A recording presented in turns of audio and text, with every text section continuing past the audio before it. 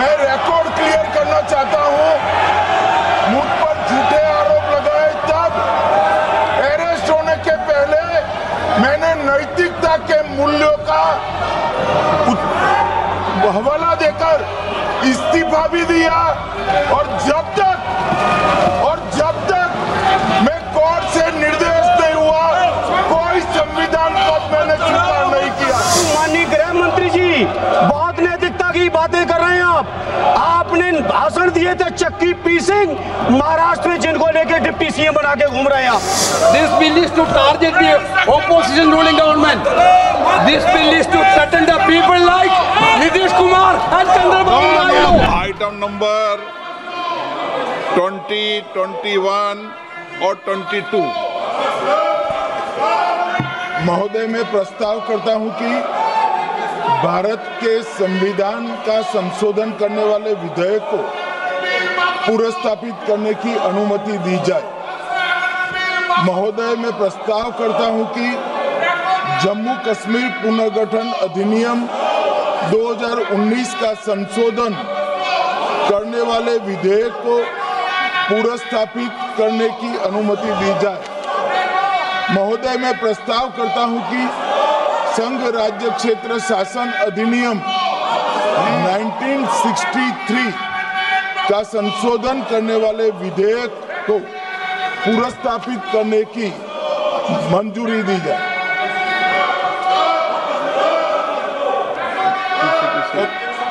कर दिया। Shri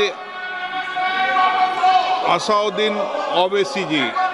Sir, I stand to oppose the introduction of J&K Reorganization Amendment Bill 2025, Union Territories Amendment Bill 2025, and the Constitution 130 Amendment Bill 2025, sir.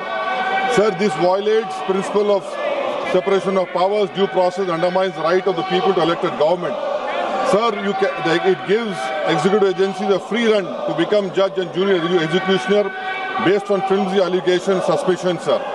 Sir, only when an offence is proved beyond reasonable doubt, then only you can leave the post and the membership. But here a mere accusation, allegation, the punishment of losing one ministerial post will follow.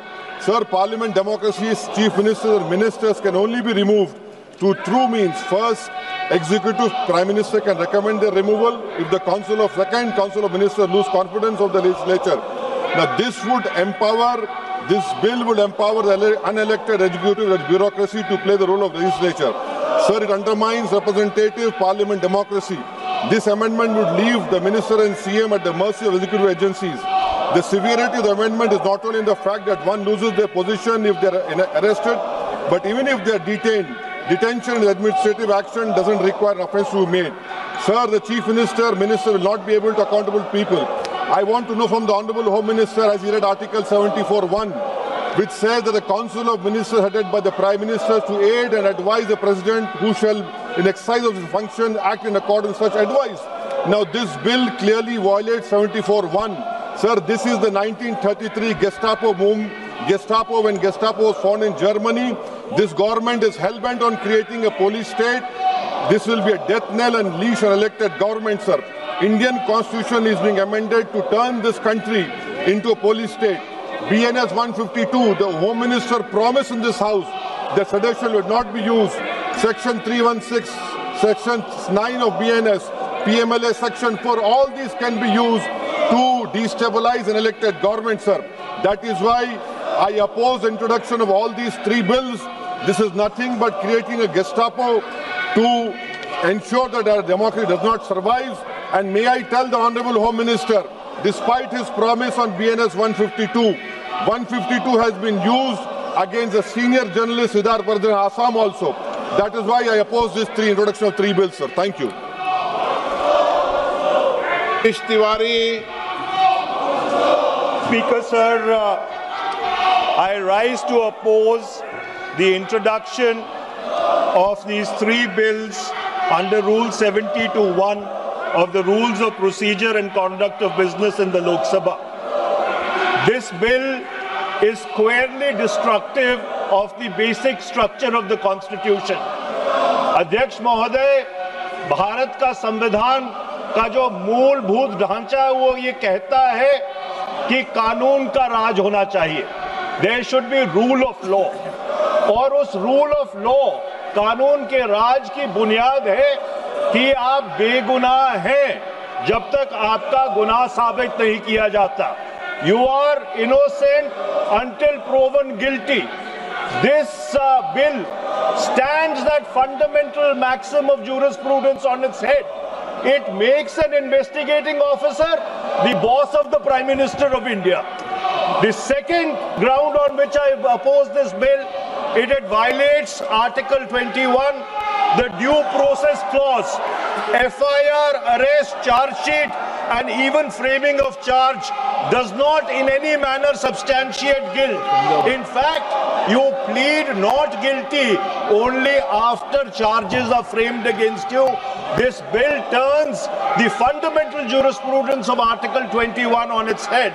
Number 3, it distorts parliamentary democracy, which is again basic structure, by displacing will of the people through mere custody, bereft of judicial determination. अध्यक्ष जी, ये बहुत ही संवेदनशील विधेयक है। मेरे 2 बिंदु और हैं, मुझे कृपया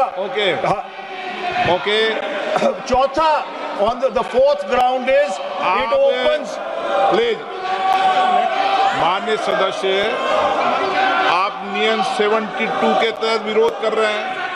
अध्यक्ष जी बिल्कुल, जब कभी बिल आपका सदन में आए, जब आप डिटेल में चर्चा करें। अध्यक्ष जी, अभी नियम 72 के विरोध के बाद सारांश बोलने की परमिशन दिए। जो रूल 72 है वो 2 चीज कहता है, एक लेजिस्लेटिव कॉम्पिटेंस, एक general opposition of the bill, जिसकी स्वीकृति आप दे सकते हैं। और क्योंकि ये इतना संवेदनशील विधेयक है, मैं आपसे ये विनती करता हूं इसके ऊपर पूरी चर्चा कराई जाए। मेरे सिर्फ 2 बिंदु और हैं। This bill, mister speaker sir, एक मिनट, आपने कानूनन बात की, तो कानून ये भी है कि 72 उसके बाद भी अलाउ करता हूं, लेकिन संक्षिप्त में, बिल्कुल संक्षिप्त में अध्यक्ष जी, आपको डिटेल में चर्चा। मेरे सिर्फ 2 बिंदु और हैं। This bill opens the door for political misuse by instrumentalities of the state whose arbitrary conduct has been repeatedly frowned upon by the Supreme Court. And finally, it throws all existing constitutional safeguards to the winds: collective responsibility, judicial review, no confidence motion, and disqualification and conviction. And this makes this amendment excessive, unnecessary, and unconstitutional. इसलिए मैं इन तीनों विधेयकों का पुरजोर विरोध करता हूं और गृह मंत्री से मैं ये आग्रह करना चाहता हूं कि ये तीनों विधेयकों को वापस लिया जाए। NK Premachandran. Speaker sir, I strongly oppose the bill, 130th Constitutional Amendment Bill, as well as the other 2 bills I strongly oppose on 4 grounds. So the first ground is the bills are to be introduced according to the rules and procedure of the House. The bill is not circulated among the members. Yesterday after 1 o'clock we have received the copy of the bill, and I would like to know from the Honourable Minister, what is the undue haste and urgency in bringing such a constitutional amendment bill? What is the emergent need of having such a bill? That means the introduction of the bill itself is lacking bona fides. The bill is lacking bona fides. That is why I would like to say that this is with a mala fide intention to destabilize the opposition ruled states in various parts of the country. Number one. एक minute माननीय अध्यक्ष जी, प्रेमचंद्रन जी कह रहे हैं कि जल्दबाजी में लाए गए। इसका सवाल इसलिए नहीं उठता कि मैं इस बिल को संयुक्त समिति को सौंपने की दरखास्त करने वाला हूं। इस पर संयुक्त समिति जो राज्यसभा और लोकसभा पक्ष और विपक्ष सभी सांसदों की बनेगी, जो इस पर विचार करेगी और आपके सामने लेकर आएगी।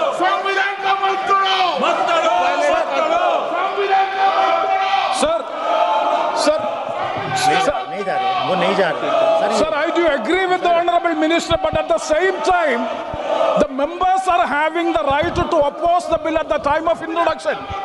This is the legitimate constitutional right of each and every member to oppose the bill at the time of introduction of the bill. That is being contained in the proclamation, I am trying to say. And the second one is that is disqualifying. Shri Venugopal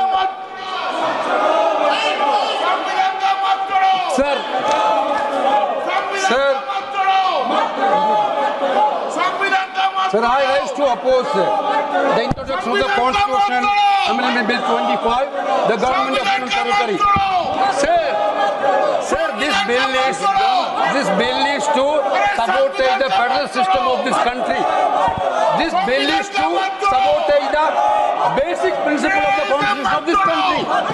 Sir, BJP people are telling this bill is to bring morality in politics. Can I ask a question to the Honorable Home Minister? When he was the Home Minister of Gujarat, he had been arrested, sir. Whether he took the morality of that point of time, गृह मंत्री जी, अब मुझे सुनो जरा, मुझे सुनो, गृह मंत्री जी, मुझे सुनो ना, पहले बैठ जाओ। हाँ, गृह मंत्री जी। माननीय अध्यक्ष जी, मैं रिकॉर्ड क्लियर करना चाहता हूं। मुझ पर झूठे आरोप लगाए तब अरेस्ट होने के पहले मैंने नैतिकता के मूल्यों का हवाला देकर इस्तीफा भी दिया और जब तक मैं कोर्ट से निर्देश नहीं हुआ कोई संविधान पद मैंने स्वीकार नहीं किया। ये क्या सिखाते हैं नैतिकता में? मैं तो इस्तीफा देकर गया था और मैं तो चाहता हूं कि ये नैतिकता के मूल्य बढ़े। हम ऐसे निर्लज्ज नहीं हो सकते कि हम पर आरोप लगे और हम संवैधानिक पद पर रहें। अरेस्ट के पहले मैंने इस्तीफा दिया है। माननीय सदस्य, आप बिल पर बोलिए। आप 72 के नियम के तहत बोलिए। सर, दिस नियम से आपका डायरेक्शन है। 19 आप 72 नियम के तहत बोलिए। सर, लाइक नहीं है सर, नियम के तहत बोला आप 72। सर, दिस आपका डायरेक्शन है 19A 19B। हाँ है। Chapter on call भी है। हाँ। Very clearly telling at least 1 week notice is needed for introducing a bill. Sir, I am telling that this bill is to target the opposition ruling government. This bill is to threaten the people like Nitish Kumar and Chandrababu Naidu. This bill is to blackmail everybody. Sir, sir, my point one. आप माननीय सदस्य, आप 9 चलिए। धर्मेंद्र प्रधान जी बोलना चाहते हैं। प्रधान नहीं यादव, आपके मेंबरों को बिठाओ।